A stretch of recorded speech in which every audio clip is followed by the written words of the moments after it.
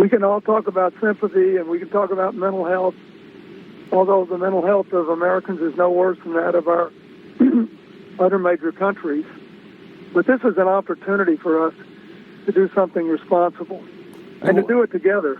And what do you say to people who might argue, with all due respect, President Clinton, Democrats supported the Brady bill. You had Democrats had control of the House and the Senate in 1992 through 94, and then you lost control of it because, at least in part, because of your support for gun control. The argument being, the voters don't want it, even though obviously polling contradicts it. But the people who vote don't want it, maybe. What would your argument be to somebody? Obviously, there have been years where Democrats have been completely AWOL on this issue. There have been, and that's what happened in 94. And what happened in 94 was that our people didn't understand, I think, and I didn't understand fully, that a poll is meaningless on this because intensity governs it. And intensity tells you whether it's a voting issue. So basically, a lot of these things, the background check law had 70-30 or more for it. But of the 30 who were against it, 20-something% would vote against you if you disagreed with them. And of the 70 who were for it, only 10% or so would vote for you if you agreed with them, or would vote against you if you disagreed with them. But that's all changed now, beginning with this last spate of shootings of kids in schools, and owing, I think, to the passion and determination of the kids at Parkland in Florida and the allies they made in Chicago, New York, and other places around the country. It is a voting issue now for our side.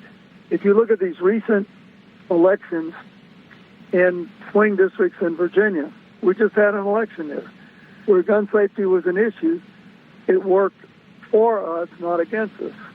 And there are now a lot of Republicans who represent districts with a substantial suburban population, and I think they understand that a lot of their supporters believe strongly that it's time to update this background check law and make it truly comprehensive. Yeah. And the support for that is around 90%.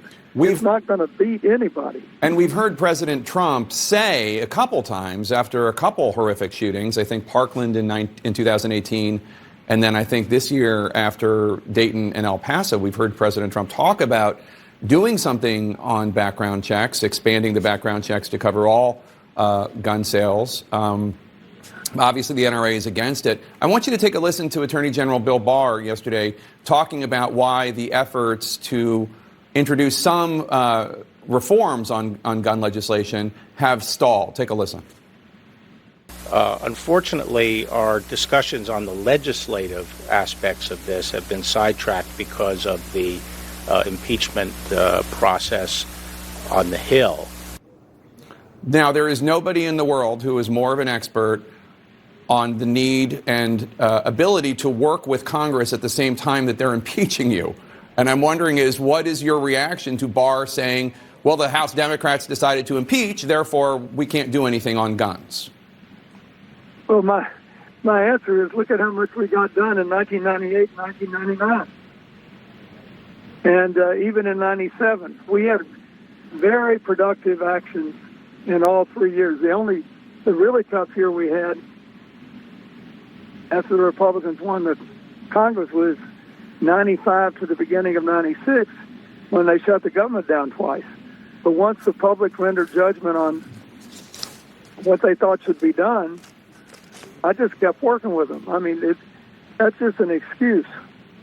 So what would your message to President Trump be? What would your message to President Trump be about, and when he says, well, I can't work with these people, they're impeaching me? My message would be, look, you got hired to do a job. You don't get the days back you